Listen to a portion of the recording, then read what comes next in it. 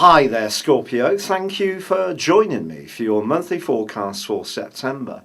A month which is going to be vitally important for us all due to the fact that there are two eclipses which are going to provide a backdrop of energy for the next 6 months. Now for you, the key one is the solar eclipse on the first day of the month, because this is about your future plans. It's about your direction of travel. It's about friendships, how you connect with other people, your networking.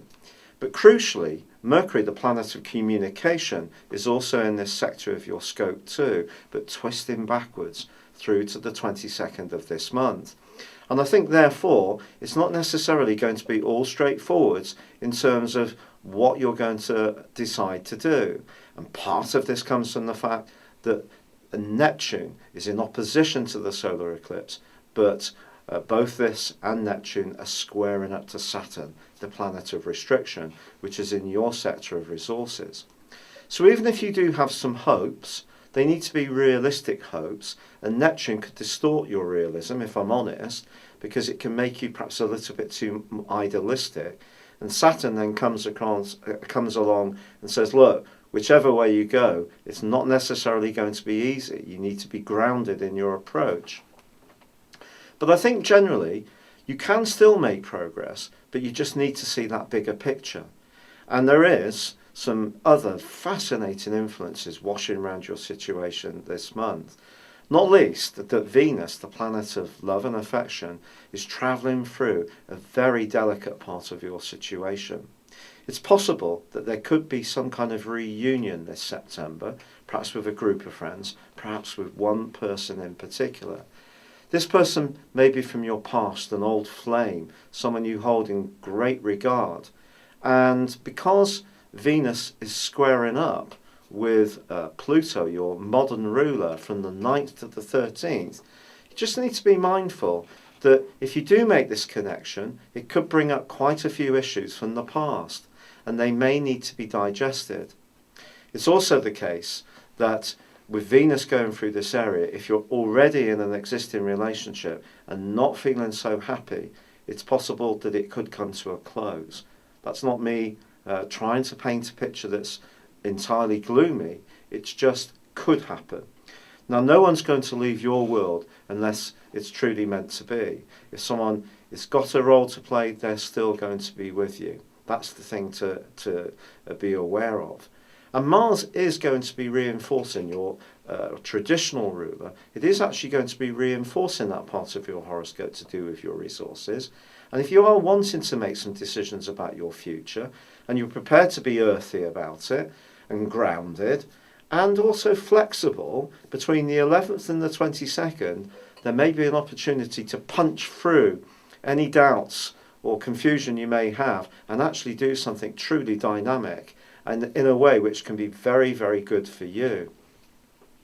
Now Mars then goes on to forge a delicious link also with Venus in week 3, even though Venus itself is in opposition, or going to be in opposition, to Uranus. And that's when some more truths can come to the surface around a close relationship. But I think with Venus and Mars collaborating so well, there is an opportunity for you to perhaps benefits and things you're doing quietly behind the scenes, or the accumulative effort that you've put in over a long time can suddenly pay off, especially around some kind of savings plan, investment.